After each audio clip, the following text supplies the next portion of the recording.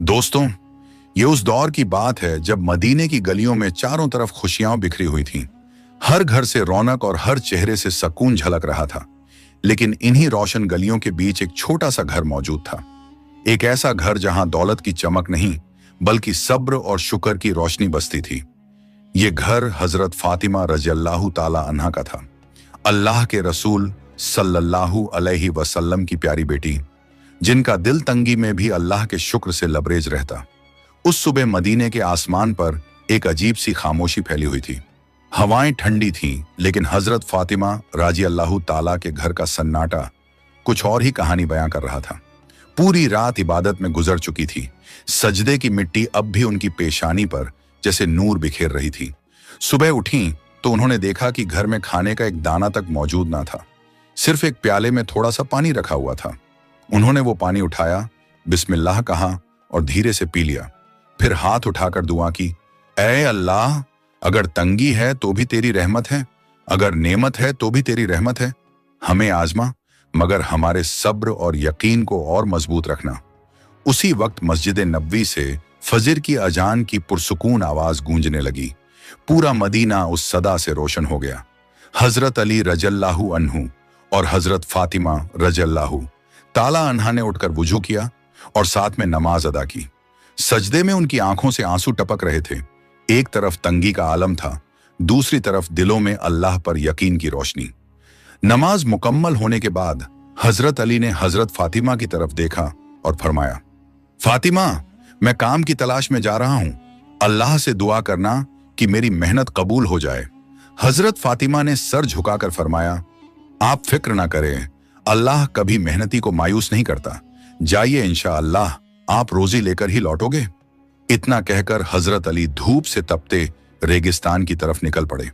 नंगे पांव रेत उनके तलवों को जला रही थी, लेकिन दिल में सिर्फ यही ख्याल था कि बच्चों के लिए कुछ लेकर लौटना है।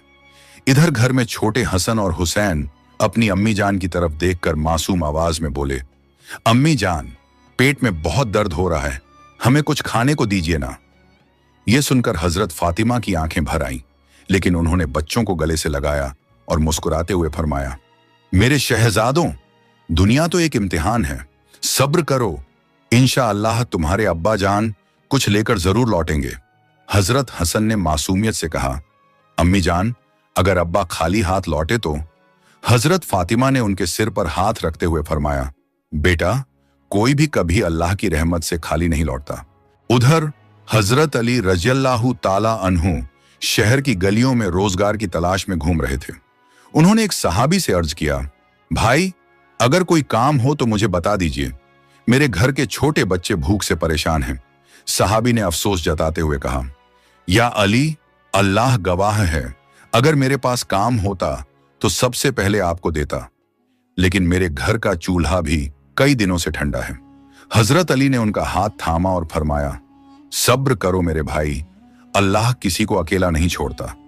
कुछ देर बाद हजरत अली को याद आया कि शहर के किनारे एक अमीर ताजिर रहता है।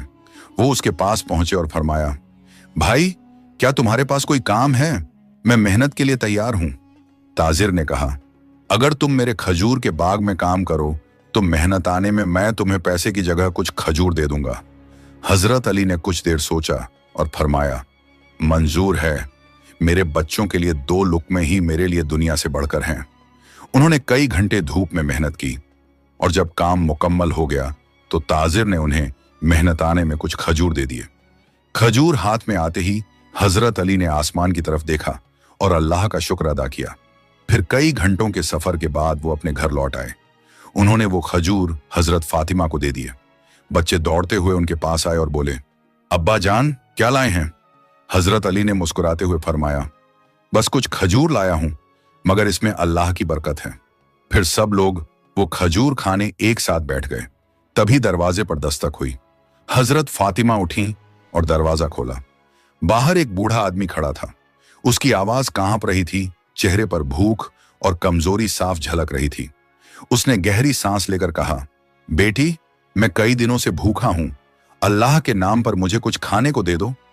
ये सुनकर हजरत फातिमा की आंखें भीग आईं।